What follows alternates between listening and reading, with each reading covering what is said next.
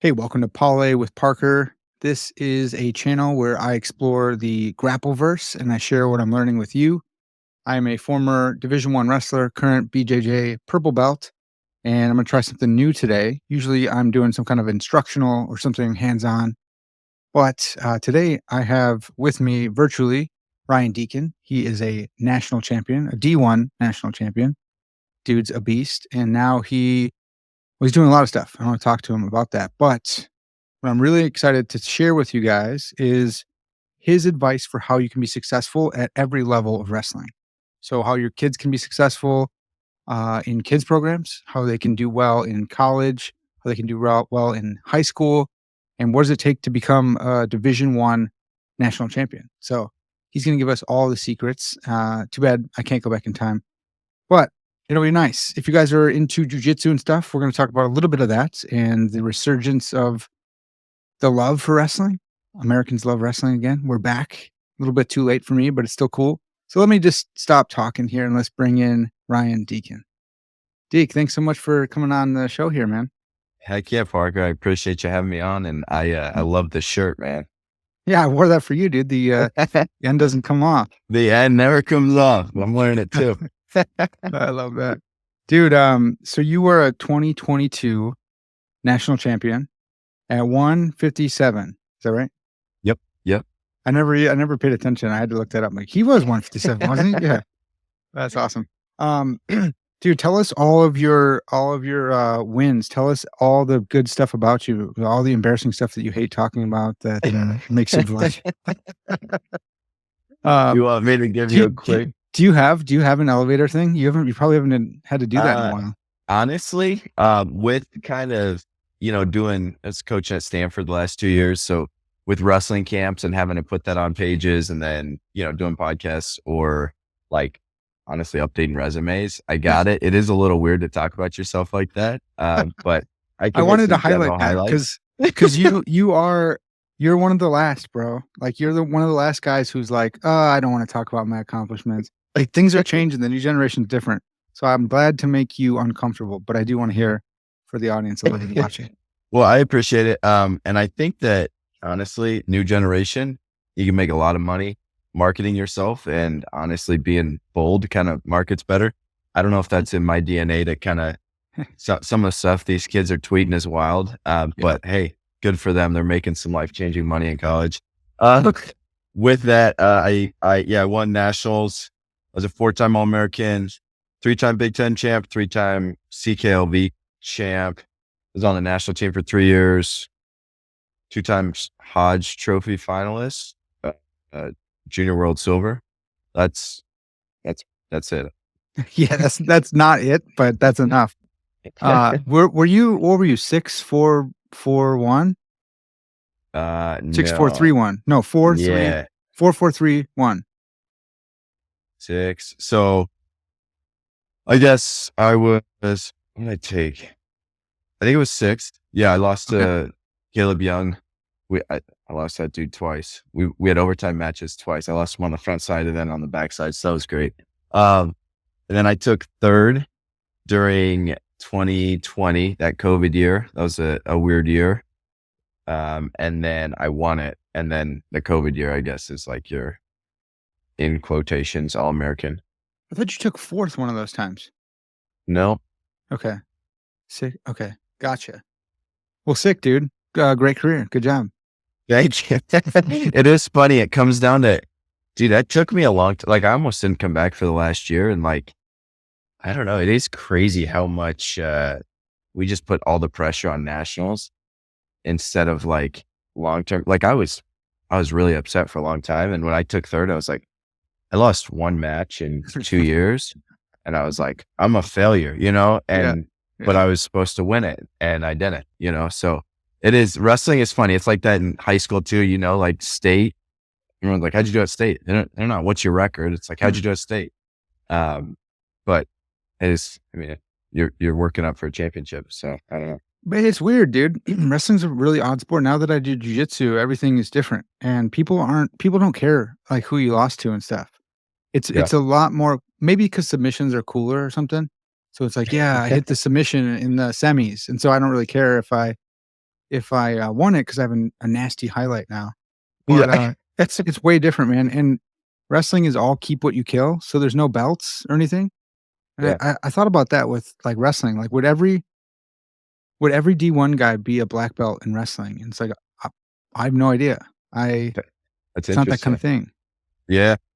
I think too, that's interesting you say that. We are talking about, we're kind of helping in California develop some like youth tiered programs for Cal USA Wrestling. And I don't know if it's going to get off the ground or not, but we are kind of talking about doing that as like a belt system.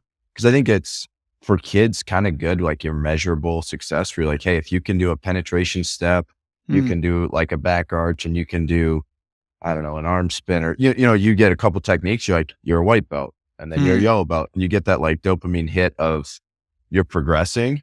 I think the problem is it's not, I don't know, it's a little different, but I think it's something that like jujitsu has done well, like karate's done well, like different martial arts where you kind of have a tiered system and you kind of know where you stand and you have a measurable goal in front of you other than like get better.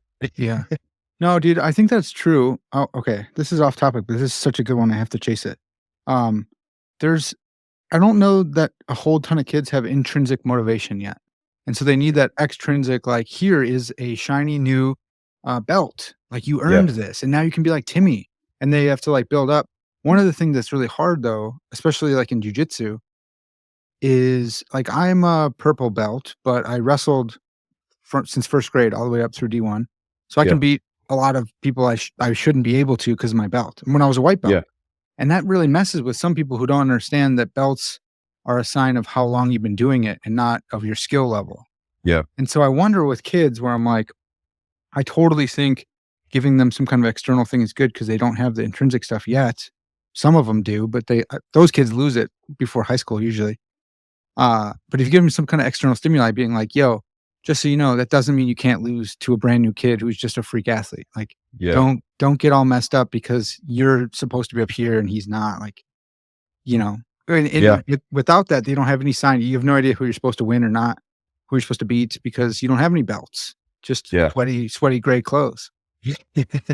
No, it's true. And I think something that youth programs have done or youth tournament leagues have done really well. I think about like when I was growing up is Rocky Mountain Nationals. Ed Gutierrez runs it. It's a great like series around kind of around Colorado, Arizona, like Mm. Las Vegas around. And like if you won, dude, it was stupid. You got 4.5 foot tall trophies. And so Sick. your dad's like, you want to go wrestle? I'm like, yeah, I want the trophy that's Yeah. taller than me. I'm going to go wrestle that tournament or they give away a singlet if you win. And so, yeah, I do think you're right. You gotta want it for yourself at a certain point. But when you're young, like that shiny carrot or that Mm. belt Give him a is pretty sword or cool. something. Yeah, dude. That's Give him a sweet. belt. Give him a blunt sword. That's absolutely right. Because if everyone's getting the same little medal, like Who when you're cares? older, you don't really care about it. Yeah, you don't Yeah. even really care about it. But when you're young, you're like, I want all of that. I'm gonna take a picture with all of them on. Hold my sword. And yeah, that's sick. That's sick.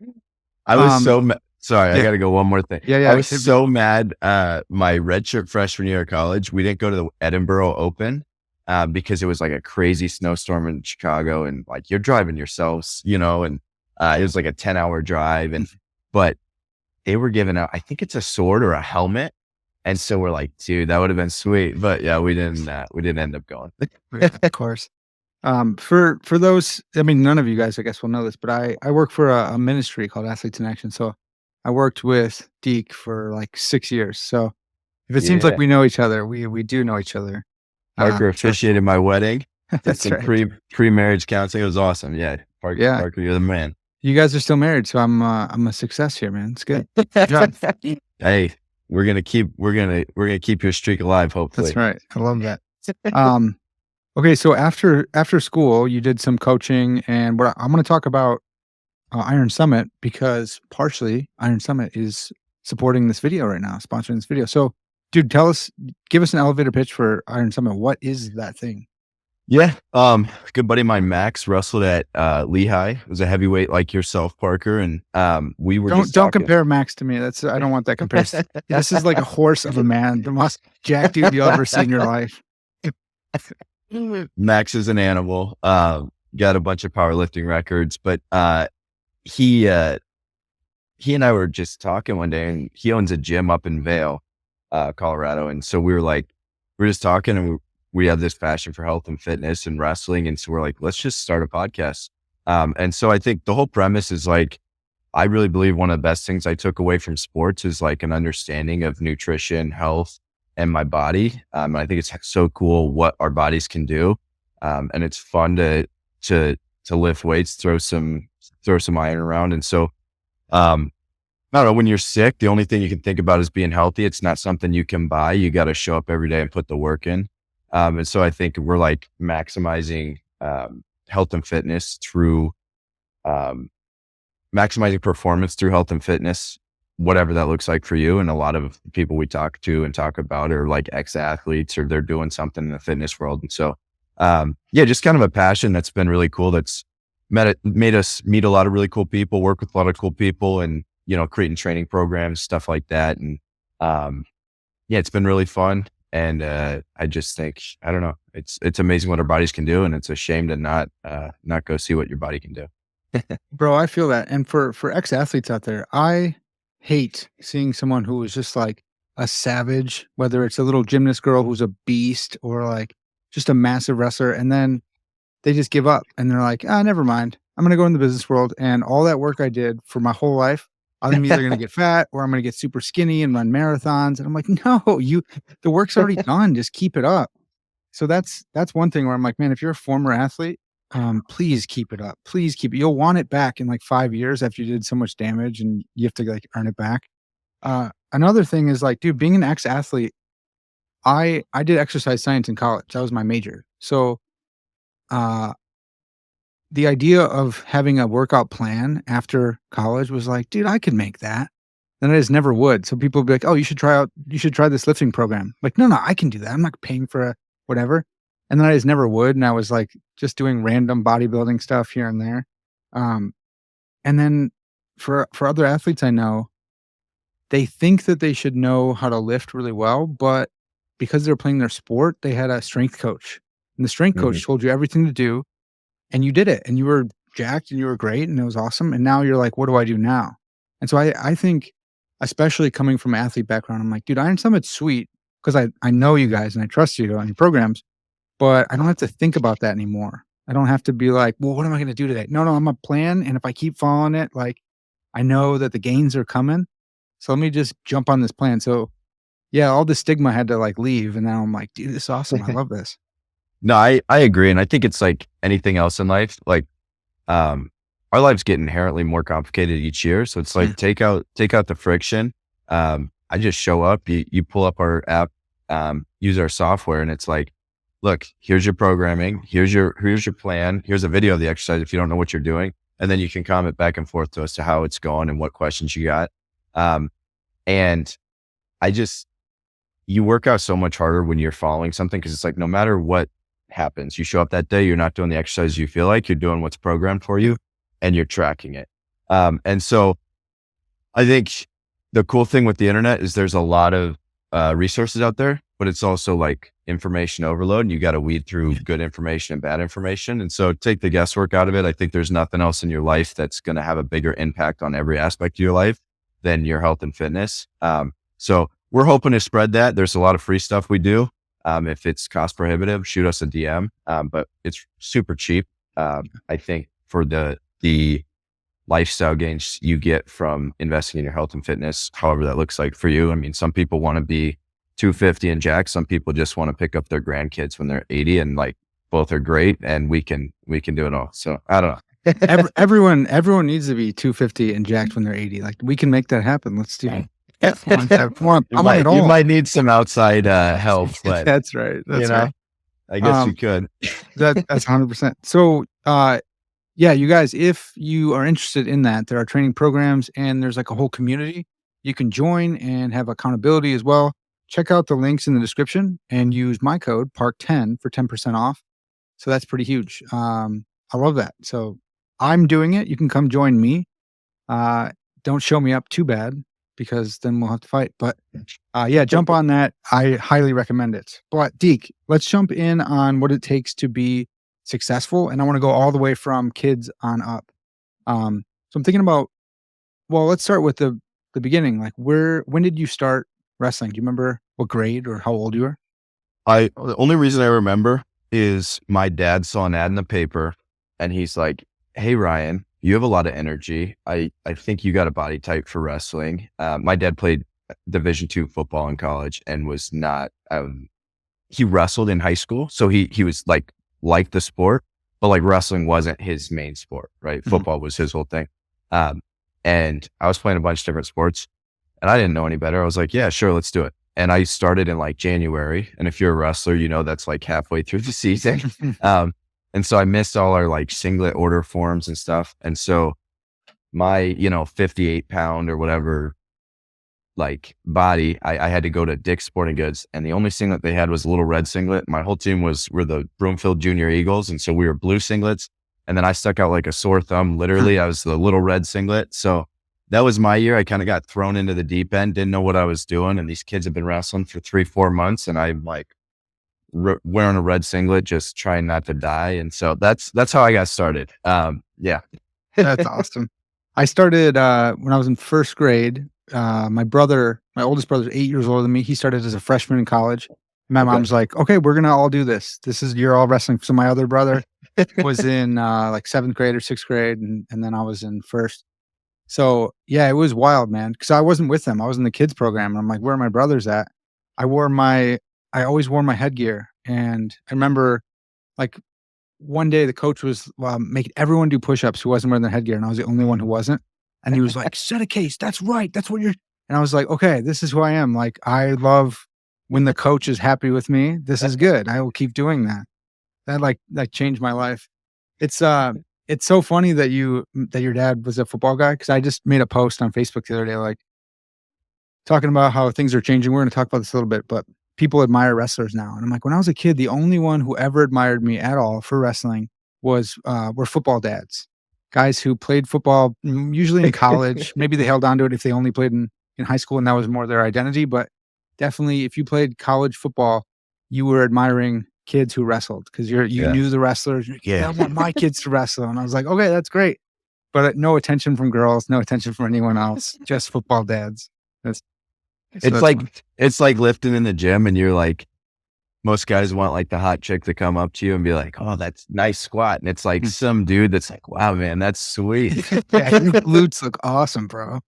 Yeah, yeah. Um, Yeah. dude, so I didn't do super well as a kid. I didn't go to a lot of meets because all our meets were on Sundays, and my parents Mm. were like, "Nope, you're not doing that." So I didn't do a ton of meets, and I think I cried after maybe every match for like the first 2 years, whether I won or lost.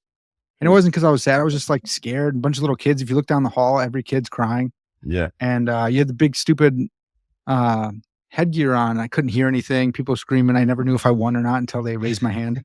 So, what was it like for you? Like, do you remember? Did you have success? Were you good as a junior or super Yeah. midget, whatever it was called? Yeah.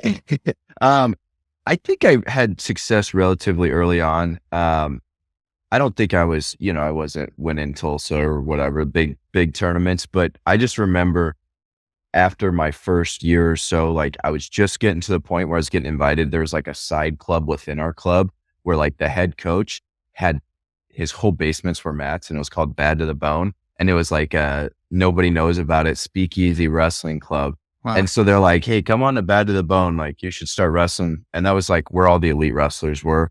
Um, and so I just got to that and I was going for like a couple months and that coach moved away.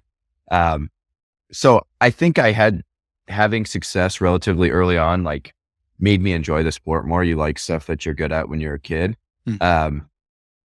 But I do remember being very like scared to do different things. I was very much like, I would hit like a front headlock and that was it. And that was my one move. And then I just wouldn't shoot. I wouldn't do anything else. And so like, it took me a long time to like open up and feel comfortable to try other moves.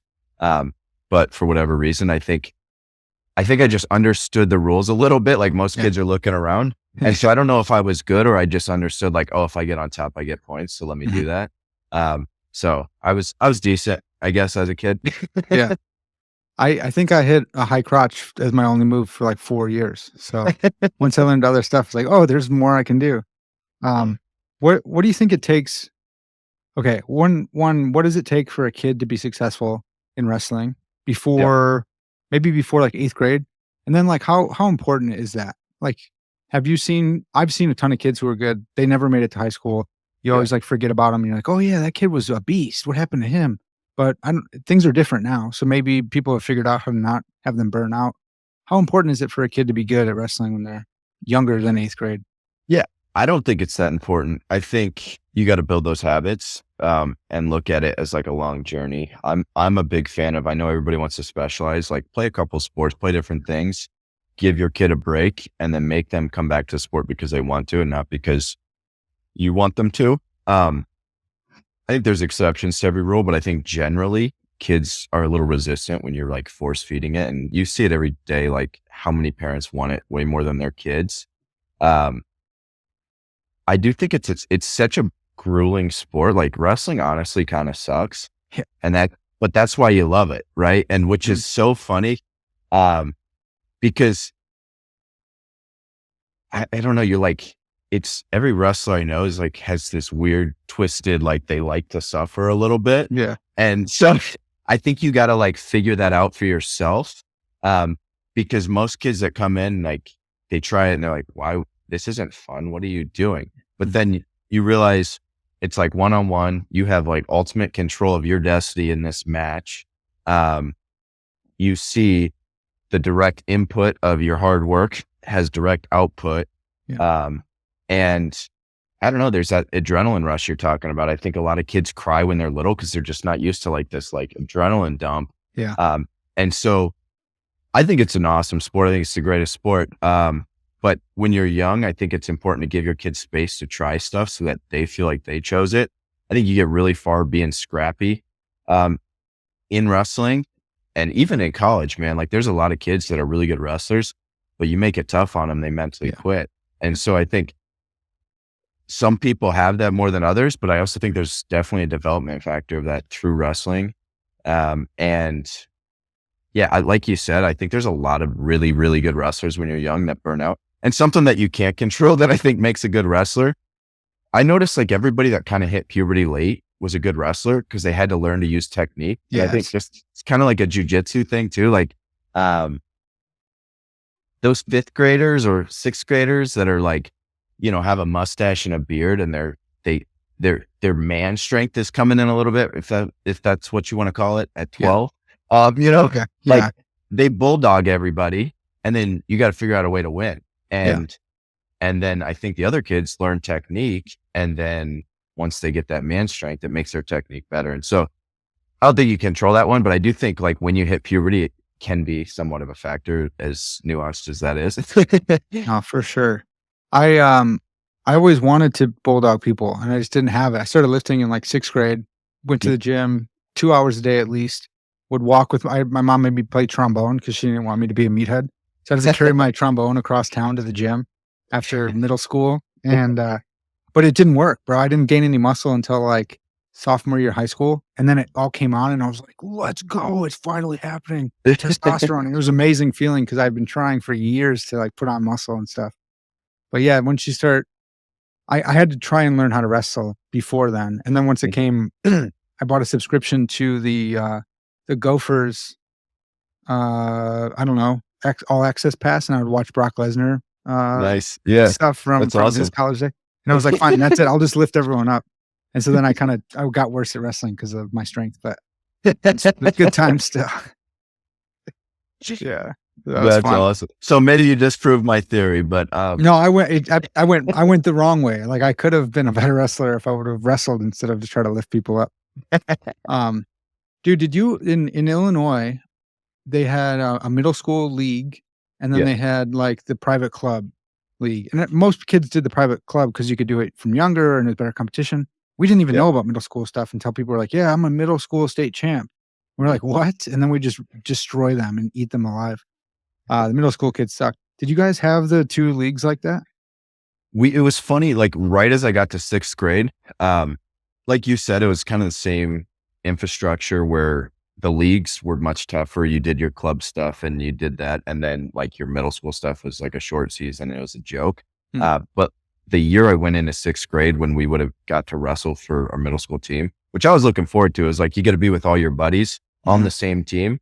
Um, and it's like, kind of like, I don't know, like a school pride thing. Like your friends are coming to watch the duel and stuff. They cut middle school sports that year. So I never did the middle school stuff. We just didn't have those options. Yeah. So it was all club, which was the better wrestling anyways. But I definitely was looking forward to, like, I mean, it's the same thing with high school. Like, unless your high school travels a lot. And my high school went to some good tournaments, but didn't go out of state all that much.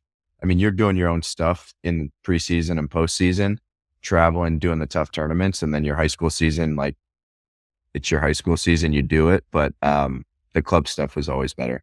Yeah. Yeah, they didn't have one for us at our middle school, but we would see, like, other middle schoolers, and they would be, like, bragging that they were state champs and stuff, and, like, my buddy would just eat them alive, and, like, my buddy wasn't good, and those were good times, man. I miss those days, actually. Yeah, it would have been super fun if you had, like, your friends cheering for you. Maybe they wouldn't think you were super weird if they saw it, but as it was, they're like, "You like to roll around with sweaty boys." Like, I heard that every time I said that I was a wrestler. Every time some kid's like, "You like to I'm like, "I'm also a sweaty boy. You're making it sound like I'm a creep. They're my age. Like, what are you talking about?" I think every wrestler gets to a point where you're just like, yeah, man. Like, it's like, Yeah. all right, if that's what you think it is, show up to practice. Yeah. Yeah, 100%. Well, dude, let's talk. There's a little bit about kids clubs. Kids clubs, wrestling. Make it fun for your kids. It doesn't matter if they're super ultimate champs. I would say, I don't know, man. If they like it and they're having a really good time, then yeah, do travel and stuff like that. But if you have to push them for that, that's really more about you, and your kid's probably going to hate the sport, which sucks. I think the other bone I have to pick is don't cut weight when you're young. Like, For sure. it's part of the sport. It's important. I definitely did my fair share of cutting weight, but I didn't do that until, later in high school. And then in college. Like, don't have your 8-year-old losing, even 2 pounds when you're 50 pounds. It's a bunch of weight, and so, not healthy. And I think gives the sport a bad rep. I do think it's important to probably play with it a little bit in high school to learn, because once you're in college, you're going to have to do it. But yeah, when you see little kids running in sauna suits, I'm like, really, man? Like, Unreal, dude. really? They're gonna stunt their growth. They're gonna be little forever, and they're gonna like that's not good. Yeah, I'm so with you, dude. And look, it doesn't matter enough to make that happen. It doesn't matter enough if you push them that hard and make them cut weight, you're going to ruin their life. Don't do that.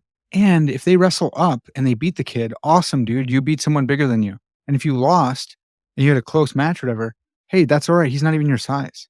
Like, wait till you get guys your own size. It's a win-win having someone wrestle up. It's a lose-lose when you wrestle down. It's like, oh, I could have beat him if I had energy. Well, it's like, come on. Well, and it's kind of like the parents that are, I don't want to call them bad parents, but the bad parents that make their kids cut weight kind of ruin it for everybody. Cause then people are like, well, they're doing it. It's like a prisoner's dilemma. Like, if he's doing it, I have to do it. Yeah. So that my kid has an even chance. And it's like, I promise you, if you take a long-term vision instead of like, how well is your kid doing today? It's almost like the maturity thing, right? You learn to wrestle somebody stronger than you. And then once you're actually in the right weight class, when you're older, like, you'll be great. Yeah, dude, 100%.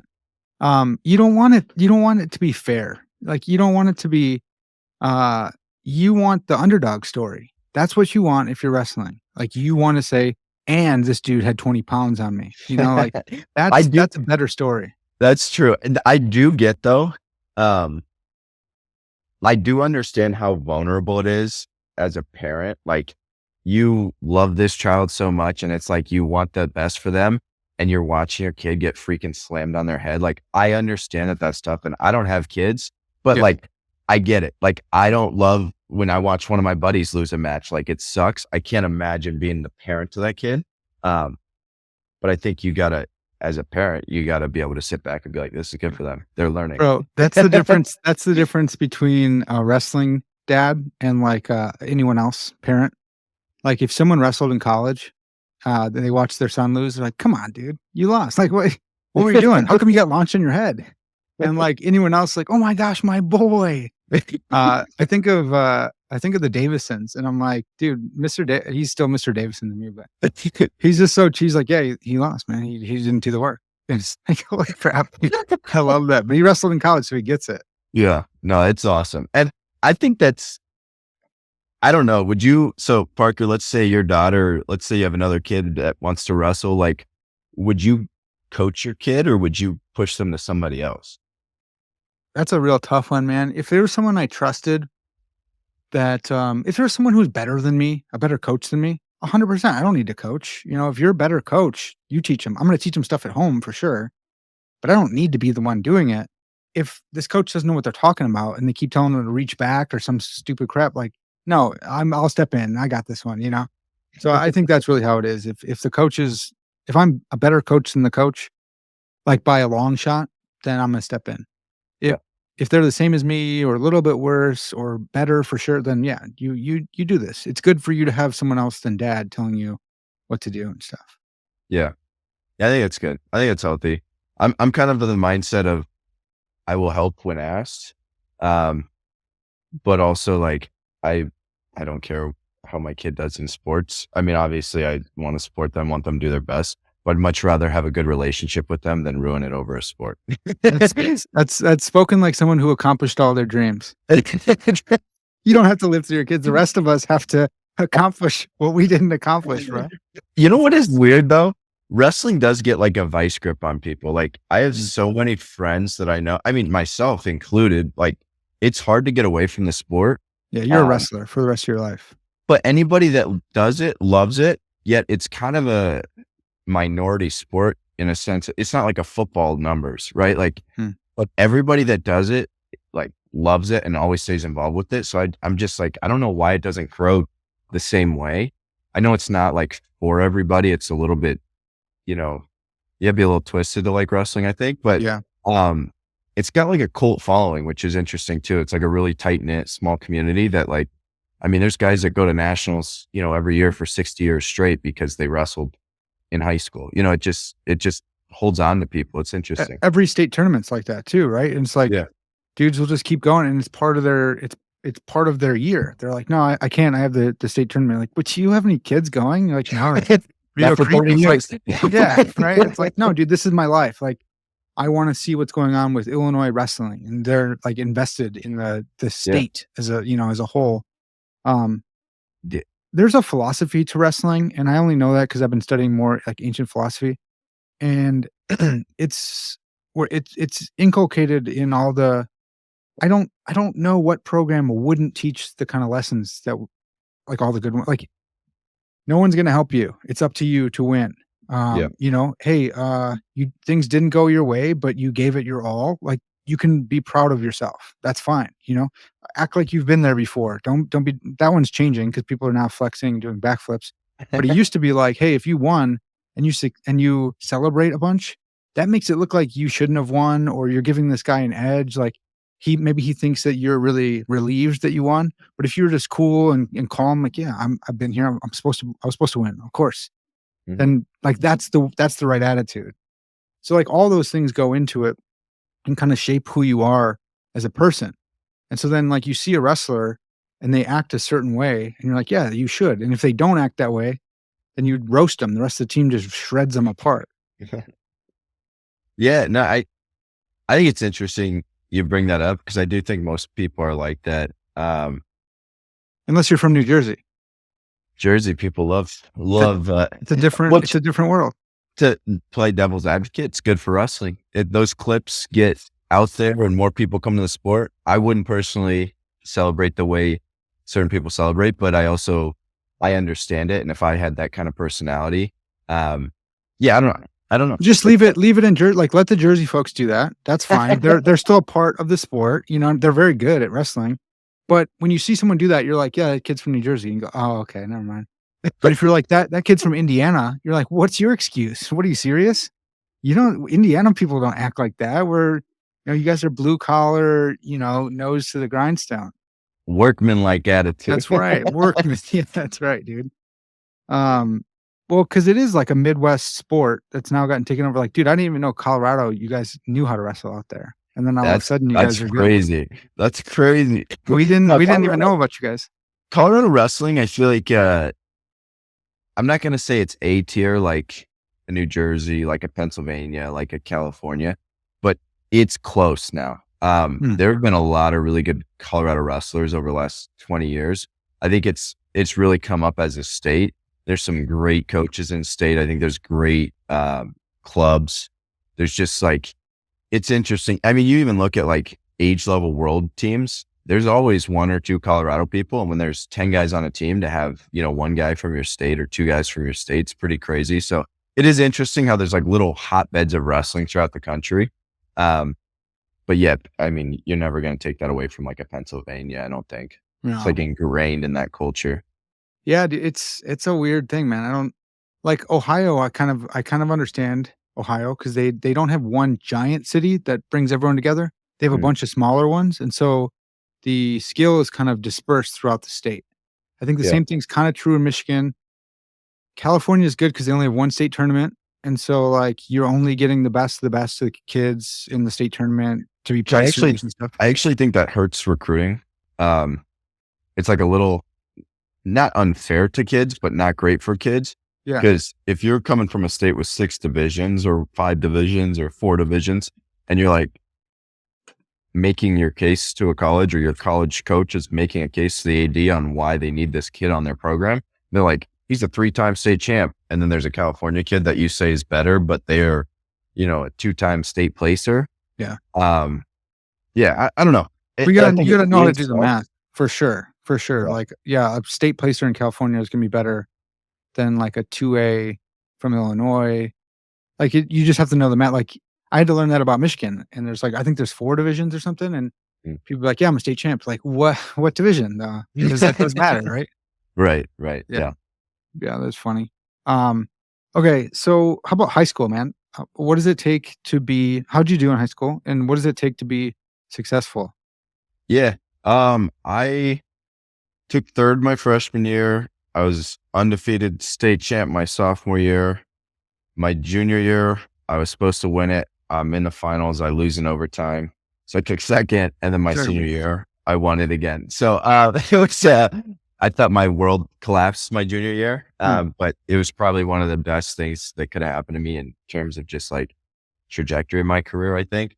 Um, I went into high school pretty serious about wrestling. My parents were I was fortunate that like my dad, he does real estate. And so he has a pretty flexible schedule where, I mean, he's busy, but he also can kind of set his schedule. And I think just about every Friday during wrestling season, my senior year at least, I was gone for a wrestling tournament. And like he was taking me all over the country. Some of my best memories growing up were going with my dad to tournaments.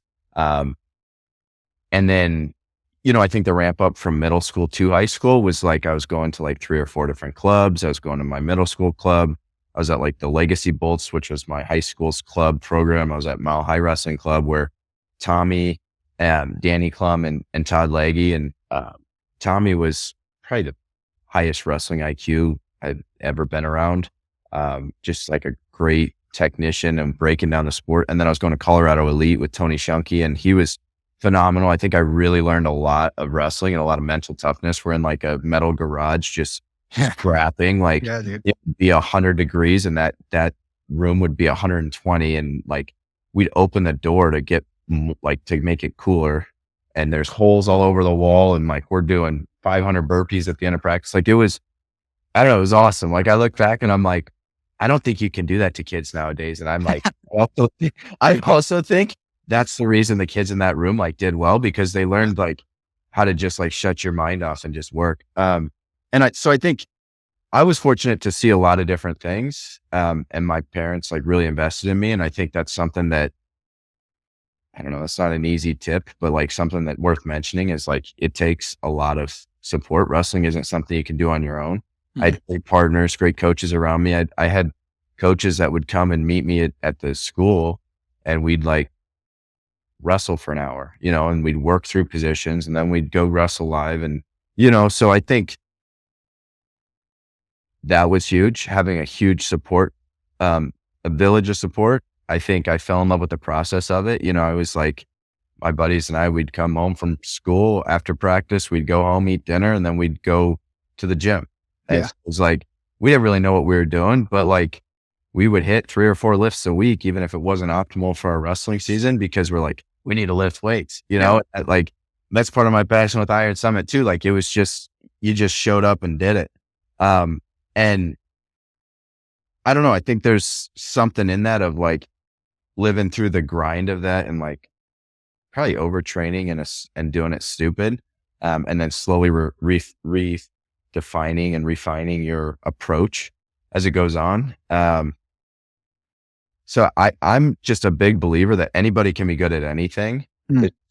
You got to do like consistency kills. Do it for a long period of time. I think there's no like secret shortcut. Everyone's looking for like the silver bullet. It's so funny. I'm helping out with Mile High Wrestling Club that I actually went to growing up out here now. And like right before state, it's like a month before state, right? And everybody shows up to their practices. Like we definitely have probably a 30% increase in practice volume. And it's like, hey man, this isn't the silver bullet. It was what you did the last year, 2 years, 3 years. And so I think that's what's really important. And it's how you do anything, right? Like if you want to make a lot of money in the stock market, you got to let that compound for years and years. Just slowly put a little bit of money away each month. You'll be rich. It's not sexy. It's boring, but like you will set yourself up financially. If you want to Stock market. Hold on, I'm taking notes here. but like if you want to lose weight, you want to stay in shape, you work out every single day or, 5 times a week for 3 years straight. Like you're going to see those changes, but it's those little deposits every day. And so I think, being around a good culture, man, I think the positive environment is something that's so overlooked. I was around so many friends, so many teammates. So it was like, looked forward to showing up to practice early and like 10 minutes before practice, we're jacking around, like hanging out, cracking jokes. Like some of the best times are on the road when somebody is, making fun of somebody on a bus or, 100%. somebody fell asleep, exactly. So, I think there's got to be a positive culture environment because it's a tough sport and you're going through tough stuff, but it's super rewarding too. And it almost becomes like not addictive, but like you like crave it. Like once you're done with a hard practice, you never get done and you're completely exhausted. And you're like, wow, I'm really upset that I worked really hard and pushed my body. Yeah. You're like, Well, it's like there's a reward feeling even when you have like the Hibiclens or whatever on your face and it's all scratched up from hand fighting and you just feel the sting and you're like, that hurts, but it feels good. And it's yeah, weird. Like, I don't think it's masochistic. It's like, I earned that. I earned it yeah, today. My face is jacked up because I wouldn't let him score on me. yeah. Well, and there's something like primal about it where it's like, you're able to hold your own. Like, I think that's why jujitsu kind of takes off for like 20-something-year-old males. It's like, you want to feel like you can protect and provide for your family. And like, if you're capable of yourself and you're like, I'm not just like out of my league here. If somebody starts swinging on me, I feel like I feel like more of a man. And I think with wrestling, it's kind of the same thing where it's like, this is a fight. It's a controlled fight. There's rules, but it's like, I'm trying to sharpen my body so I can take you out. Yeah. And it's hard. And I think nobody likes like if you didn't study for a math test and you get an A, who cares? It was an easy test. Right. But if you studied for months and months and months and then you crush the test, you're like, wow, I'm really proud of that test. Put it on the fridge. I worked really hard for that. And I think that's why wrestling's good is like, it sucks. It's hard. So then when you accomplish something in it, you're like, wow, that was awesome. Do you enjoy, all right, I'm with you, but anytime I would win a tournament, I'm like, all right, well, if I could win, that's not that big a deal. The thing that motivated me more is if I lost. If I lost to somebody that I shouldn't have, then it's over. It's like, I'm going to go hit the sledgehammer on the tire for the next 3 hours. But if I lost someone that's better than me, I'm like, why? Why is he better than me? I'm going to go work really hard. When I would win, I'm like, maybe that wasn't a good tournament or something. Like and maybe that's like my own weird psychology, but nothing motivated me like losing. Yeah, no, I'm with you. I think there's much more of an emotional appeal with losing where that emotion like sticks with you when you're in training and you're like starting to get down on yourself and you're like, you remember that feeling of losing and it fuels you. It's a little bit easier to wake up early. It's a little bit easier to stay up late. And, so I think I agree. I think those losses are sometimes good, like mental reset and keeps you hungry. yeah, I feel like I was generally, I don't know if I've ever talked about this, but like, I think I'm kind of not like an anxious person, but like I was always thinking about the next thing. Yeah. Um, and so I wish I would have like stopped and smelled the roses a little bit more. But I also think that was a double-edged sword where it was like, I was like, yeah, I did that. I was supposed to do that next. Right. And so I Yeah. think that helped me continue to wrestle and continue to try to improve. But I don't know if that's the most healthy way to be in life. I think you got to enjoy stuff, and we don't know, how much time we have on this earth and how much, maybe you break your neck tomorrow and you can't wrestle anymore. So Right. I wish I was a little bit more, that way. And I think I'm learning that, trying to be more that way. That's why I thought coaching was cool, especially, I'd see kids that are getting pissed. They lost a takedown in a practice. I'm like, hey man, Yeah, for you're real. fine. It's all right. You're You're gonna be all fine. right. I've been there, Yeah. man. Don't let it Right. ruin your night. Like you're Yeah. good. But I also think, yeah, losing's a powerful force. I think that negative emotion can carry you at a really high intensity for a little while.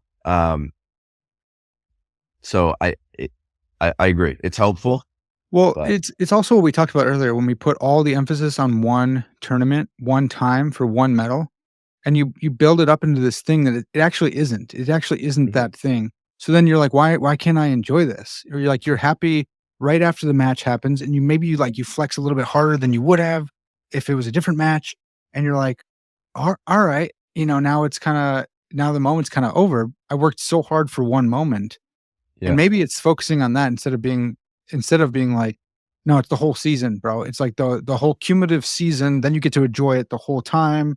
It's like the process as well, but I think when it's you put all your emphasis on that one moment, and moments happen like that, and you're like, "Frick, give me that back. Let me suck on that a little bit harder." Like, "Dang it, it's gone already," you know? it is weird.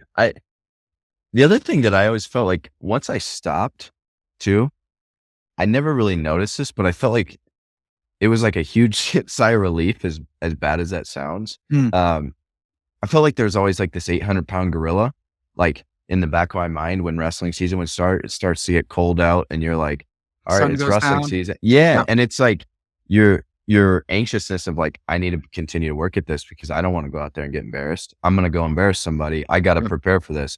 I got to be sharp. I got to stay ready. I got to um, I'm gonna walk up keep. two stairs at a time instead of one because it's wrestling season, and that's a little bit harder, and so I have to choose Yeah, the hard one. No one's gonna catch me getting, soft during wrestling season. right. And even in the off season when it's like a little bit of a mental break, you always have in the back of your mind, like, season's coming up, Yeah. season's coming up, season coming. And so like, it was weird once I was done. I was like, I'm not like nervous for the next thing coming up. It's like, I'm just living life, and I don't know if that was healthy or not. Um, but I think a lot of athletes that I've talked to kind of feel a certain sense like that too. And wrestling, it's unique because you can't hide behind, a team of a team of guys. It's like you step out there and you can fake the confidence all you want, but like you gas out and get pinned, you gas out and get pinned. Like Yeah. that's and I can't imagine. I think like MMA, like wrestling, you lose a match, cool, you get pinned, you walk off the mat, it sucks, you're embarrassed. But like MMA, you're literally locked into a cage until like the bell dings or somebody gets knocked out. And so I Getting think getting knocked that's out in front of your family would be, like, insane. so yeah, I don't know. I think there's that anxiousness that drives you that is good, but I also think it's like, it's probably not the healthiest way to live. No, I feel Um, that. so yeah, I don't know. Did you ever feel that with like wrestling season coming up? Kind of.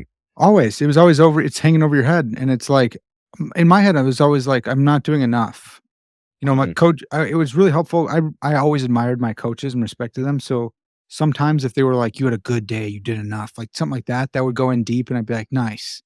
But most often, I'm like, there's nothing I can do. I can't do enough. So, like, I'm gonna go home, and I'm gonna work on the hand squeezer, you know? Yeah. I'm gonna go home, and I'm trying to touch a tennis ball together. I'm gonna pop a tennis ball because I want my grip to be nasty like that. So you can always be doing something, you know? Mhm. Used to get up get to the gym at 5 in the morning with 2 of my buddies, and they were football players, and they were juice heads, so they were like their gains were unreal, and I'm, like, trying to compete with them. And then I would go to gym class, and I signed up for the lifting one for all the varsity athletes, so I'm lifting at 5, lifting at 7:30, bringing my own lunch, bringing steak and chicken and all that crap, like and I was a bigger guy, so, like, I could eat some more. But yeah, it was my whole life. You know, it's your whole life Yeah. is just trying to be the best. And then what I didn't realize, this is the weirdest thing. When I was done wrestling, I didn't realize how hard it would be to shower. If I didn't, bro, I didn't earn the shower. And I've never had to worry about Yeah. showering before because I'm always sweating so much that I have Yeah. to shower. That's But fair. now Okay. I didn't get a good enough workout in today, and I'm like, "Well, I don't need to shower because I didn't sweat." And it's like, "No, you're still not clean." But it's like, "Frick, maybe I need to go work out again so, like, I can feel like I need to shower." That was a really weird one for me, and I've talked to other wrestlers, and I'm not alone in that. Other guys have had that too. So, Yeah. Yeah, it is weird, man. I think the weirdest transition for me outside of college too is like you always had a North Star in wrestling. It was like, I'm trying to win this tournament. hmm, Um, and then you get out of wrestling and it's like, what do you want to do with your life? You know, and so now it's like you need a new guiding star and it's got to be a big lofty goal, but you also got to decide that it's worth chasing because you know it's going to take you probably 20, 30, 40 years and you might not even get there. So exactly. I feel like I'm kind of at that like quarter life crisis of trying to figure out what's my new guiding star, you know? Because it's gotta be worth it. If I'm gonna put the kinda effort that I have to give, it's gotta be worth it. And the amount of time that you have in a day, like you can pick 2, 3, maybe 4 things, but you can't do everything. So it's like, you got to pick the thing you actually want to do. Yeah, that's a good point. Okay, so did you play other sports in college or in high school? I did. I played football and lacrosse, but pretty much after freshman year, I was all wrestling. Okay. I was just traveling so much, going to like preseason national, Super 32, then going into freestyle season in the spring. And so it got to a point where, I mean, I loved football. It was my favorite sport, but then I was 99 pounds soaking wet going into freshman football. And I'm like, yeah, maybe I'm not going to go to the NFL like I thought I was going to be. Yeah. So it got, you know, I did really enjoy it though. It's kind of like a mental reset. I played pretty much everything growing up and then I kind of narrowed it down to lacrosse, football, wrestling. It was a good cadence for me because there were different seasons. And I don't know, I enjoyed it. I was always wrestling, like it was the main thing. I was definitely always wrestling somewhat when I was in the other sports. Um, but I got a break where I was wrestling once or twice a week instead of, 4, 5, 6 days a week. For sure. Were you the best wrestler in your high school at the time you were there? Yeah. Okay. Yeah. I mean, I was after this my, like, mentor dude kinda graduated.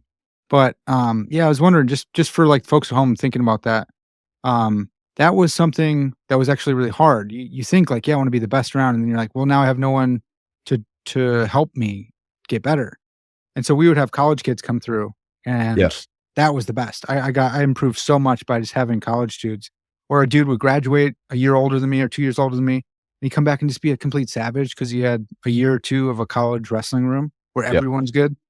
So that was a big one for me, and then I finally started going to Izzy Style my junior year, and just then you get a bunch of state champs together, a bunch Yeah. of, placers, and so that was a really big one for me, is just seeing other people, and instead of wrestling them once a season, you're going and training with them 2, 3 times a week, or wrestling with college kids who are gonna put it on you, and that was a huge one for me. Yeah. I think everybody talks about like the iron sharpens iron, Mhm. in wrestling, but it's so true.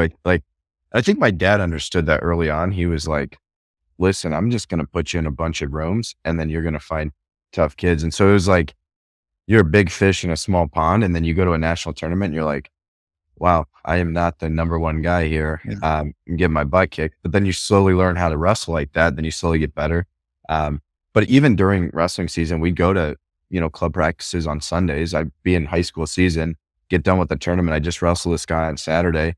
And then we're competing again at practice Mm. on Sunday and then go back to your high school room on Monday. And so, yeah, I think the ultimate goal is to get better. And so you keep finding as hard of partners as you can. And then, like you said, I feel like I was super lucky. I had a bunch of like young guys that just got out of college that came back to coach at my high school that wrestled at my high school. And so like, they're a little bit bigger than me. They're a lot more mature, stronger, better wrestlers. And so I had to seek out coaching, like wrestling some coaches in practice. And then you learn to, make your partner tough when you're better than them, or make your practice tough when you're better than your partner by trying new things, trying to get a lot of takedowns at once. And, but yeah, it is weird. You got to kind of go seek extra hard for yourself, even though like the human tendency, I feel like is you're like, oh, this is going to be an easy practice for me. I can beat this guy. Like I can Yeah. just sit and do my thing and be just fine. Yeah. But that's not a real good long term approach. Nah.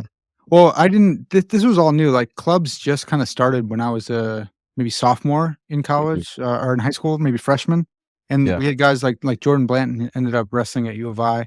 He would drive, like, an hour and a half to Montini to do Izzy style, and, like, that's one way. He's just driving an hour and a half, and now kids do that crazy. all the time. I Yeah, think Andrew Howe would drive out from, Indiana, and him and Blanton would, like, scrap with each other, and it's like, that's insane, dude, but that's what yeah, you gotta do if you wanna be good.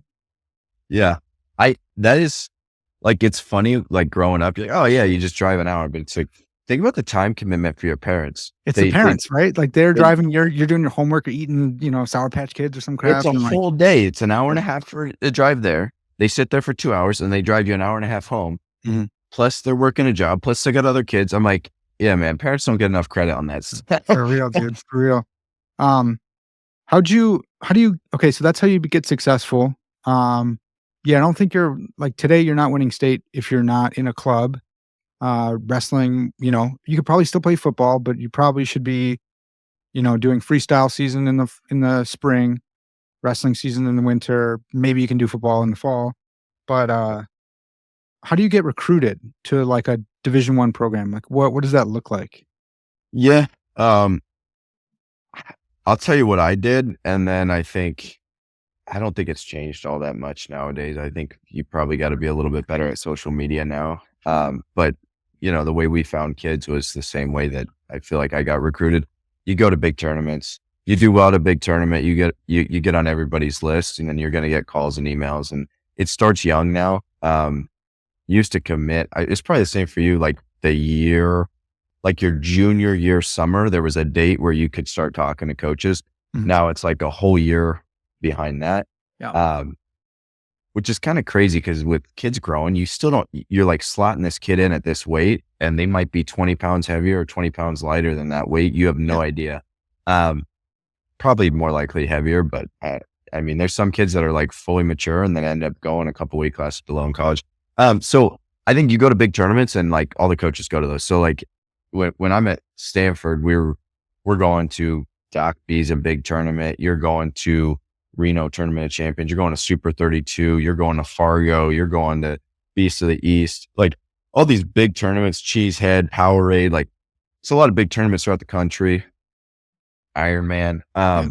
So I know that's not the like greatest answer, but like you go to the big tournaments, you do well, you'll get on radars, and then Flow Wrestling. Um, they got a bunch of rankings. If you start getting ranked on Flow Wrestling, like coaches start paying attention and slotting stuff in. I think also just being on the other side of it, on the coaching side, like you're looking for a kid's potential too. Um, and so like it's how they respond when they lose a match and then they go and do well the next match, or, the kind of attitude they have if they lose, they're not throwing a temper tantrum and like flipping the crowd off. I think there's like Right. other intrinsic stuff too that's like important. But I really think like I know it's not the greatest answer, but like do well at big tournaments and you'll get noticed. Also, you can find any coach's email, Google, Northwestern Wrestling coach, and you can email a coach. Hey, here's my transcript. Really interested in your program. Would love to talk. Here's my accomplishments. Mhm. The problem is like, you're going to have a much better time with that if you have those accomplishments. So it's like the best way to get recruited, just keep working hard, get really good at the sport, go get some accomplishments, and then people will come to you, I think. But people bloom late, people do develop in college more, like different things happen. So I would do it all, but the best thing is, get as good as you can and go showcase and whoop on people from across the country. Yeah, for sure. I, yeah, like in like freestyle state, even like coaches will show up there if you have a freestyle state tournament Yeah. or even like a Greco one. But yeah, the big ones are gonna be huge. I ended up getting recruited to NIU because I went to the kids camp when I was younger, and just like I knew the coaches, and so Yeah. when my name started coming up on rankings in the high school stuff, they knew me, and they were like, Mhm. "Hey, remember when you were here?" and stuff like that. And so we didn't have an amazing relationship before that, but and I don't think they're allowed to. Um, Yeah, right. But you just kind of you get to know people through that. So like, yeah, I like summer camps. I think they're good. Pick the right one. Don't pick, you know, I don't know how to pick the right one, but I know that there's some I wouldn't go to. Well, if you're interested in a school, I don't think it's a bad way to get in front of a coach for 4 days. Cause when you see a kid that's grinding, doing well, and then they're beating kids up at the camp too, super respectful, shaking your hand after, you're like, you kind of remember that kid. And then you followed up with an email and you're like, oh, I'm going to keep an eye out on him. For sure. For sure. So I Yeah. think that's a good point. For sure. Did you, I guess you can say this now. Like, did you want to go, was Northwestern your top choice? Yeah. So when I was doing this, you had 5 official visits. I was going to take my officials to UVA, Virginia Tech, Cornell, Stanford, Northwestern. I took an official to UVA. I took my official to Northwestern. I'd already seen Cornell and Stanford unofficially. And I was like, I'm either going to Northwestern or Stanford. And I wanted to go to Northwestern. And after I took that visit, it was honestly kind of annoying. Just like every weekend traveling, I'm trying to get ready for tournaments and you lose 3 days with travel, visits. It's kind of like, I don't know, I was a shy kid. It's like not the most fun thing. Like it's cool to see it, but then like you also have to like hang out with kids that are like 6 years older than you for like a weekend. And I was like, all right, I'm done with this. I know I want to go to Northwestern. So I committed. And that was that. But I did have a weird, like Drew Periano was the coach at the time. I come out of a practice and I have a DM from him like, hey, I got fired, but I think you should still go to Northwestern. I have like a call from Storney. I have a call from like Ray Blake at Stanford. And everyone's like, hey, are you still going to Northwestern?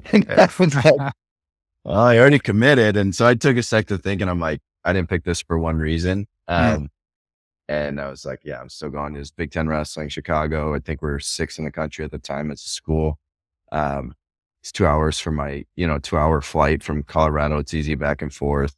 I liked the team a lot. At that time, I had Bryce Brill and Jason Surtis. So I had a national champ at 149, which is my weight class to start. And then Bryce Brill I thought he was going to be a national champ until he medically retired at 157. Yeah. So I was like, I'm in. Let's do it. Yeah. That's huge. Dude, I forgot about the official visit stuff. You just remind, like, I haven't thought about that in years. It's changed, man. I don't remember how many we had when I was in high school, but I remember I did one and they were like, yeah, we'd like to make this not official, like once I got there, because I don't know if they had a certain amount that they were allowed to do. I was like, yeah, man, I flew out here. Like, you have to give me food or whatever. What are you doing? But I just remember, like, I hated staying with the dudes. And now, like, when we had recruits, they would always go nuts when I was at NIU. But when I was the recruit, everyone's always trying to get me drunk and stuff. And I'm like, bro, I'm like 16, 17. Yeah, it's weird. I'm trying to accomplish my dreams. You guys already gave up on your dreams, but like, I can't get drunk with you right now. I want to win state. Like, that's come on. Funny. Yeah. No, it's a weird thing, man. And like, it's unlimited official visits now. I don't know why you'd ever want to take more than like 3. But there's some football kids that like will tell the school, I'm not taking an official unless you pay me to come out, which is crazy that you can do that now. But crazy. Yeah, it's a different world, man. It's the Wild West out there. Jeez. Okay, man. So you get to college. I don't really know a whole bunch about NAIA or D3 or D2. I don't even know how to make those decisions. Like, I always was like, I'm going D1 or not. Like, that's it. I was a preferred walk-on my first year, and then I earned a scholarship. So that can happen too. But I don't know how to, like, if you can go D1, go D1. Yes, there are levels to it, but whatever. There's still probably some really, really good NAIA folks or whatever. But anyways, you get to college. Like, what does it take to be successful in college? Yeah, I had one of my coaches told me growing up, probably the best piece of advice that I was kind of like, I don't know. I listened to him, but I didn't really understand it and internalize it until I got there. He's like, hey man, you're going to compete with like 8 people. Most guys will party it away or get distracted in college, whether it's girls, school, internships. Like you got like 8 guys you're competing for, and that's who you got to compete with to win a national title. And I think it's true to a certain extent. Like you get to a certain point where everybody's training hard, everybody's doing extra stuff, and you got to find your edges. I think I was super lucky. I happened to come in at a time where, with the whole coaching change, Andrew Howe came in, Cody Brewer came in. And so it was like, I was a freshman when Andrew Howe was a freshman. And so that was my guy. He took me under his wing. Yeah. I was young. I knew how to work hard, I thought. And then I watched a coach that's not even competing work hard. And I'm like, oh, or he'd call me and be like, hey, we should do some technique at 7 a.m. And I'm like, yeah, we have practice at 3, right? And he's like, yeah, let's work out before. I'm like, okay. So I just kind of too afraid to say no. Yeah. And then I learned, I'm like, oh, this is what you do. Like most high level athletes are working out at least twice a day. You take your off days, you're smart about stuff, but you just stack more time. And then it's like, there's no secret. You stack a bunch of this more time, and where you put your focus, you think about it, you mill it over and you solve those problems. And so I felt like I was really lucky. I had coaches that really invested into me and kind of showed me that path when I was young. And then, I had good teammates around me, good culture at Northwestern, where I wasn't getting distracted by, trying to go out and get drunk and have a normal, college experience. It was like, this is a pretty cool thing to get to compete. And so I think you got to keep showing up and keep doing the work. And then it gets to a point where it's like, then you got to just believe in it. And I think that stage, there's little moments. My true freshman year, I took 3rd at Midlands, and that was a little bit of a confidence, feather in my cap. I was like, okay, I can compete with these guys. You come to college never really knowing, everyone says they want to be a national champ, but you don't really know if you can do that. Yeah. And then you slowly start to believe it. And then once you start to believe it, it's you continue to stack. Then I made a junior world team. I took silver at junior worlds, and then, I All-American, and then I was ranked number 1 in the country. And then it's like, why not me? And so I think the mental aspect wasn't really taught to me when I was younger. And I think it's such a huge part, because everybody talks about wrestling hey, it's 70% mental, it's 80% mental, 90% mental, but you train 100% physical. You don't train the mental side of it. And some people naturally are really good at that. My roommate, Sebastian, phenomenal. When the lights were shining bright, dude leveled up his game. Yeah. I think I had to learn that skill, a little bit more. I didn't think I was bad at it, but I started to recognize, oh, there's times when I'm getting anxious. There's times when I'm shying away from that spotlight. And so then I just think that mat time and that repetition and that consistency, you get the confidence from knowing you put in the work. So it's I knew I was waking up early, doing the extra stuff, sleeping right, doing the nutrition. So I had this true sense of confidence. And then once you get out there, you got to kind of have this a little rough on the edges, in a, not arrogant, but a little bit of how dare this guy try to beat me arrogant, There is a kind of meanness to it. You do have to be kind of mean. You don't have to be like a dickhead, but you have to be kind of stingy, kind of mean. It's not really polite. If you're naturally a polite person, you have to turn that off. Doesn't mean you do cheap shots, but you have to stuff some dude's head in the mat, and you have to cross-face him hard, and you have to be mean. It took me a long time to learn that. And I think my dad's naturally good at that. And he saw that.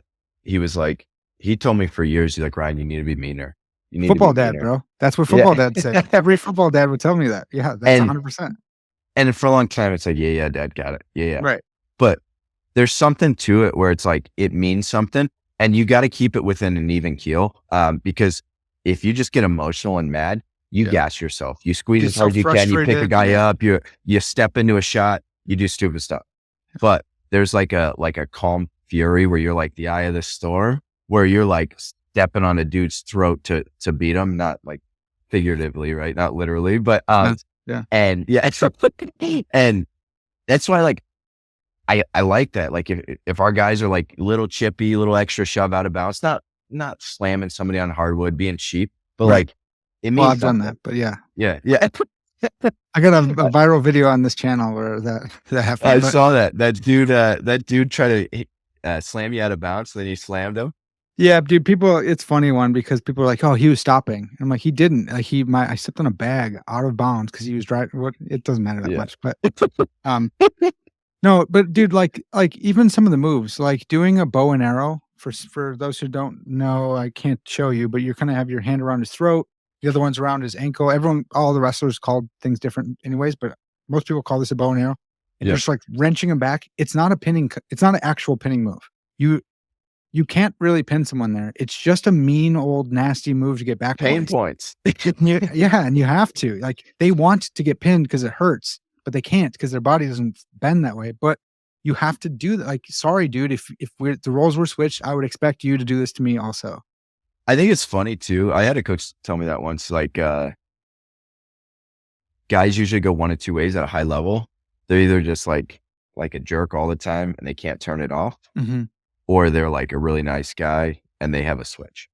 And I think Iowa is like a great example of like, Yes. some of those guys are good guys, but a lot of them, they're like, they'll push you in the middle of a grocery store because like, that's what they got to do to It's wrestle. one And speed. so It's one they, speed. yeah, they make it their personality, but you need some of that, and that like aggression and it's cool. Like, I don't know about you, but I've definitely taken my fair share of like, not punches, but some dirty shots in a wrestling room with your buddies, and like, you're all good after practice, but like for a moment there, you're trying to hurt each other a little bit. And like, that's part of it. And Bro, that's, I've punched so many of my teammates in the face when we've got into it. And NIU was a scrappy room, man. And then we'd be best friends afterwards. But yeah, dude, it depends on the style of wrestling too. Like Iowa, that's kind of their style. And so it just carries over, I think. Not all of them are like that. I know my Iowa bros, like, you guys are cool. But yeah, it is like you bump into them and they're like, hey, what's going on? Yeah, get out of my way. And if you're like, I don't know, Penn State dudes are just not like that. They're like the slick dudes, yeah, but you can still like, you can talk to a guy and pretty quickly feel like they got a killer instinct in them. For sure. For You know, sure. And it's like a quiet confidence in a lot of good wrestlers because they can flip the switch. Yeah. But like, anytime you're around a high level wrestler, you're like, okay, you're a nice dude, but I know you got some teeth under there too. There's a panther in the room. Yeah. But I think that's good. That's like the warrior in the garden thing, like, for sure. I think that's good for society too. Like, you need more wrestlers in case something goes down, or, That's right. but like, you don't get to a high level without kind of being a dick. Like, I honestly feel that way. I'm not saying that needs to carry to other aspects of your life, but even look at like most Hall of Fame quarterbacks, their teammates respected them, but they didn't like them. And I'm not saying you got to be a jerk to guys to be good at something. But I think there's a certain level of like intensity that can rub people the wrong way with some of that stuff. I feel it, man. And it's just like, hey, if you're a good wrestler, you got to work on your character off the mat too. Like, don't forget about being a virtuous guy also, because you put so much time into like mental training for your sport, but then you're turning yourself into someone who could be radically selfish in bad ways. It's like, I have to say bad ways because wrestling coaches are like, it's time to be selfish that time of year. Yeah. Like, selfish doesn't always mean bad for us. Yeah. But yeah, like you shouldn't be selfish off the mat. You actually can't do that. Don't do that. I think it's interesting. I've heard fighters talk about it too. They're like, a week of fight when they're going into like, you fly out early to acclimate, you're doing your weight cut. Like, a lot of them won't bring their family because it's like you're getting in this like mental war mindset. You don't want like your little girl jumping up on your lap and you're like, you're trying to get in this like, I'm a killer mode. And so like, I think it's important to be able to compartmentalize that. But I also think that like, I became a much better wrestler once I met Chloe too. Like, I had like a distraction outside of wrestling where it's like, I had a different, it's like, oh, I'm not just a wrestler. I can go think about other stuff. And like, there's way more to life than wrestling. So I think that, I don't know, it's important to find that balance and not make it all encompassing. And I think that creates a lot more pressure for guys too. When it's like, you beat me as a person because you beat me as a wrestler. That's where like having balance in your life, I like faith, spirituality. Like, I think that's such a huge thing to be like, I'm secure on who God says I am and not just, I'm as good as how I did my last match. And right. I don't know too many people get out unscathed. No, dude. I mean, that's a great point. I didn't start to love wrestling until I really started taking my Christian faith seriously. Cause I was like, all right, it's not, wrestling is something I do. It's not everything that I am. And I could even hear like my teammates or my old self in my head being like, that's what cowards say. You're giving yourself an excuse to lose. It's like, no, dude, it genuinely is a sport. Like, it really actually is a sport. I think it's the best. I'm with you. Like, I want my ears to be nice and chunky. That's me. You What? want cauliflower ear? I serious, of course. My whole life I wanted cauliflower ear, dude. I tried so hard not to get this. Sorry. We'll That's we'll go on that's that in a sec. that's Continue. crazy. If you're a wrestler, try and get cauliflower ear as soon as you can. It's a badge of honor, dude. People, if you recognize another wrestler and you don't know, like you don't know them, but you know they're a wrestler because the way we look, and someone says like, "Hey, where'd you get those ears at?" It's like the coolest thing you could ever say to someone. Like, where'd you earn those ears? Uh, Drew, Mr. Davison was like, "Hey, where'd you earn those ears at?" And I was like, "Yeah, NIU." And we're just like talking like that because that's what you do. Oh, I love it, dude. Now it's confusing because I'm in jujitsu and I see all these guys who look like wrestlers, but they don't walk the same. They don't hold the door open for people. Like they don't have our ethos. They don't have our mentality, but they look like us. And I'm like, what are you doing with those ears? Like, that's weird. That's a weird thing. You're like me, but you're different. And it's an odd thing that's happening. Yeah. The crazy thing to me about jujitsu that I think they've done a great job with is it's something that you can do when you're like 20 Yeah. and older. Like, I love how you say 20. what? Like, Well, I'm that's just saying, old. Like you can do it when you're that's 20. not what I'm saying. But like most people don't start a new sport That's after true. 18, That's true. right? Like I'm not pickleball or something. right. But like Combat sport, I guess. once you're done with wrestling, there's not like an adult wrestling league. No. You're like, you want to go wrestle with high schoolers or do you want to not wrestle? Right. Where it's like with jujitsu, it's like you get people that have never touched this sport that start at 30, 35, 40. 50. Yeah. Yeah. And so I think it's cool how they've made it inviting for like the masses. And I don't know if wrestling could ever get to that point or not, but like the natural transition for a lot of wrestlers is like, oh, I can't do this anymore, but I want to keep grappling. Let me go do BJJ. Yeah. And I love that. And it's crazy. If you're a freestyle guy or a Greco guy, you may not transition to jujitsu as much as well. You might not take to it as much. But if you're a folk style wrestler who likes wrestling on the mat, who likes cradling, who likes the ins and outs of American folk style, you're gonna love jujitsu. Like you just take to it. You're like, dude, I know how to be on the mat. I'm gonna swallow this person up. This is gonna be so fun.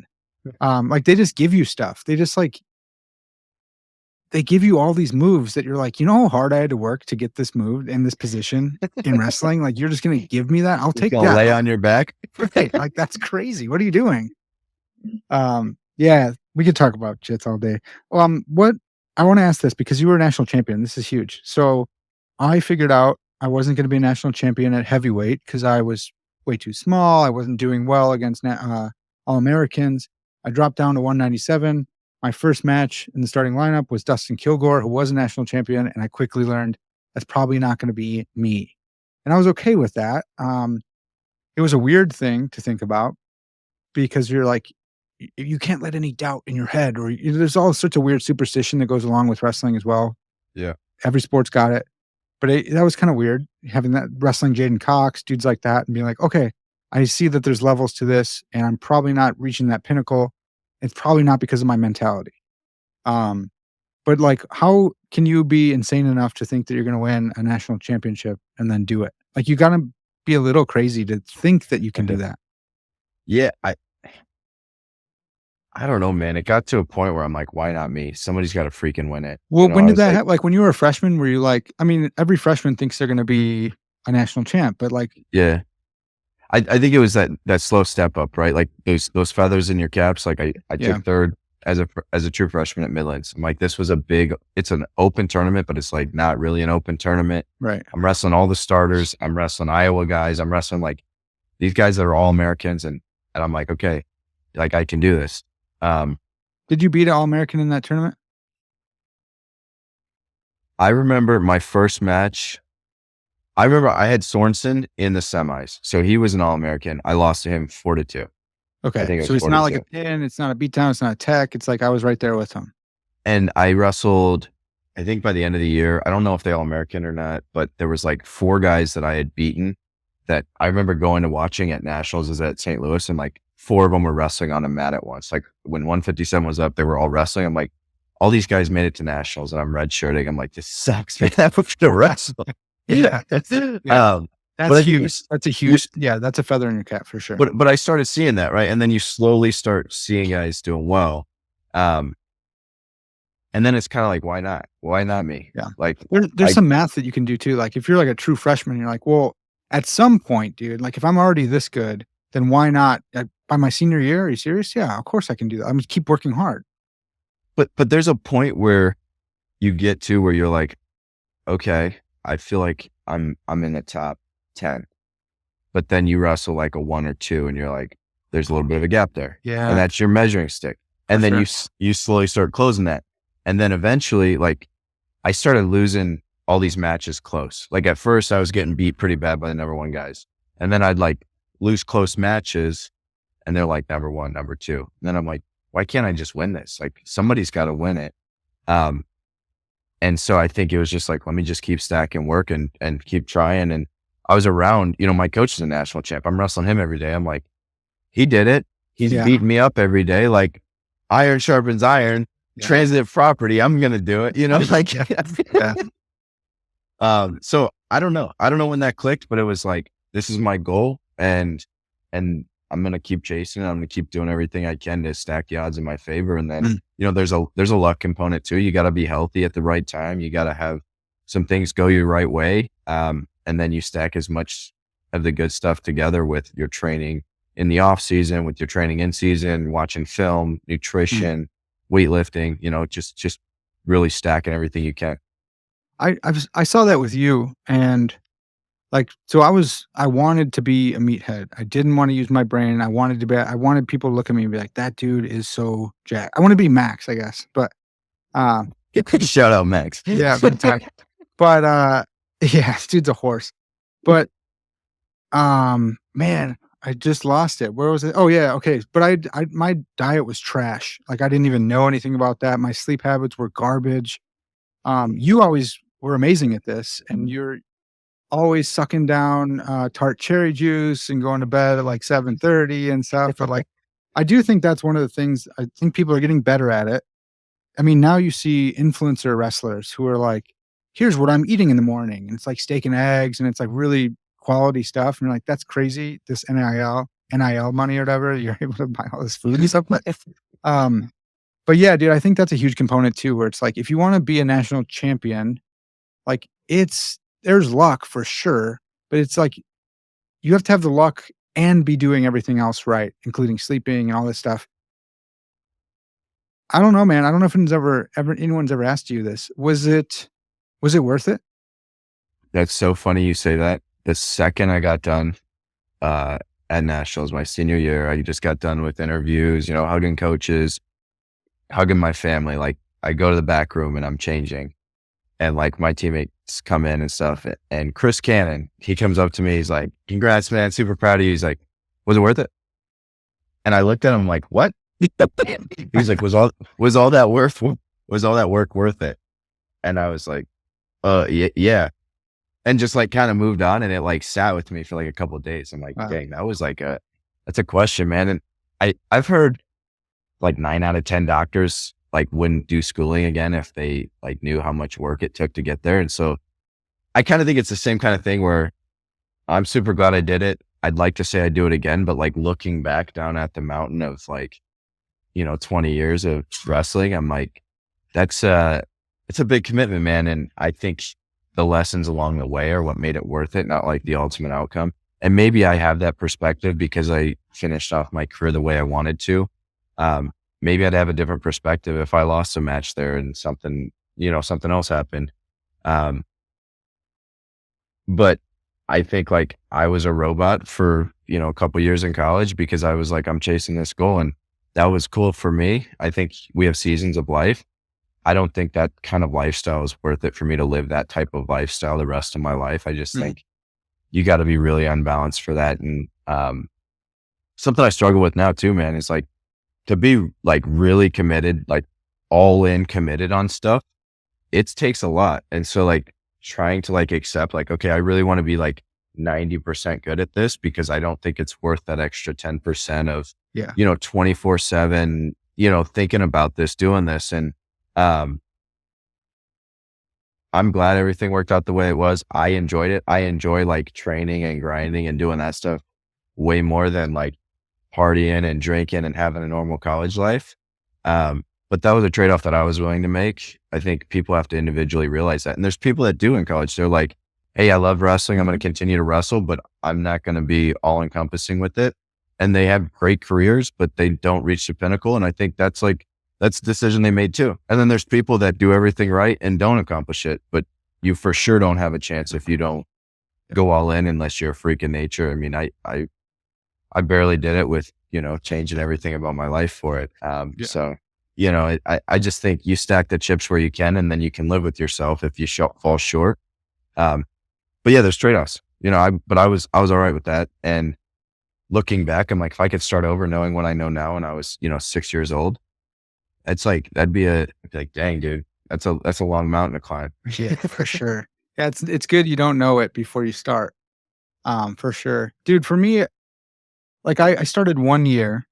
I always tell people, because in jujitsu, they hear that I was D1 wrestler and they're like, "You're a really high level wrestler." And I'm like, I would never ever say that about myself.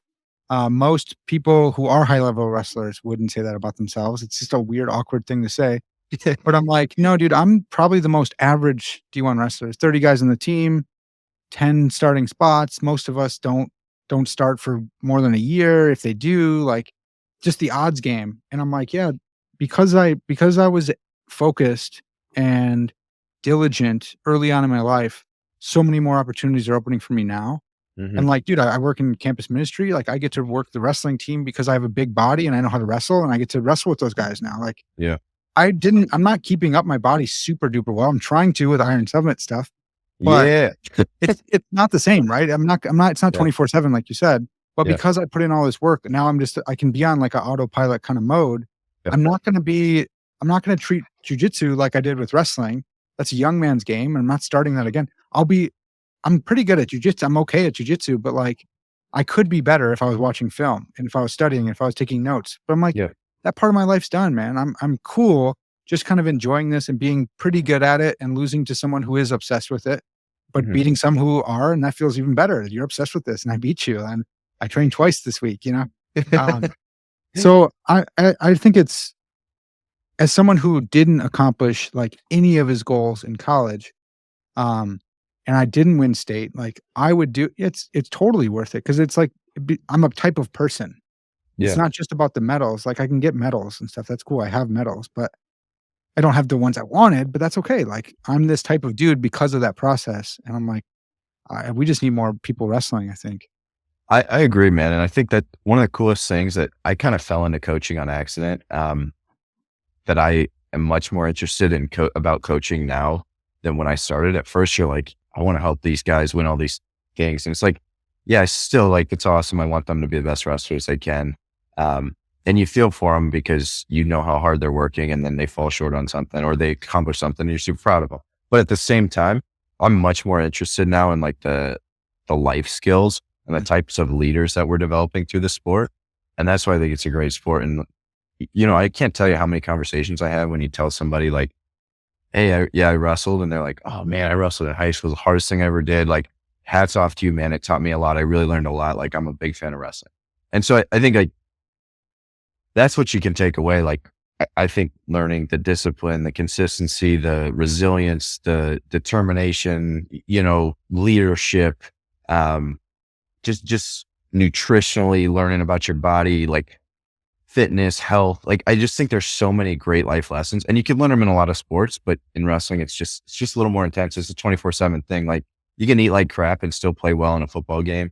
You could probably go have a couple beers and still play baseball the next day. Yeah. You can't do that in wrestle. Like, it's just not going to work. Yeah.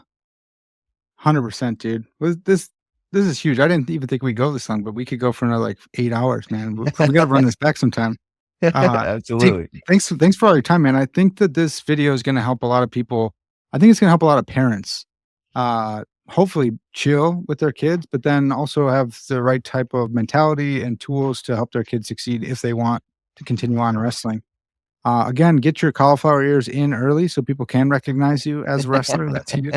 I don't know if I subscribe to that one, but I'm a big fan of wrestlers. I tried not to, but I got some my junior year finally. of Yeah, college. finally. So if you're an ex-athlete, then you should definitely check out Iron Summit. Like that's where I'm at and I love it. If you are just trying to get into lifting, there's different programs. There's old school strength programs, there's bodybuilding programs, there's like fit programs, and then there's this community thing going on too. So check the link in the description again. It's Park 10 for 10% off. So just find all the stuff in the description. Deke, thanks so much for coming on, man. Thanks for everything you're doing with Iron Summit, and thanks for being my bro, dude. You're the man, Parker. I appreciate it anytime. And yeah, looking forward to continuing to follow you. I have to like watch your stuff in bits because it hurts my brain, dude. You're a little over my head. Oh man, that's crazy. All right, folks, that's gonna do it for this time. I'll catch you next time.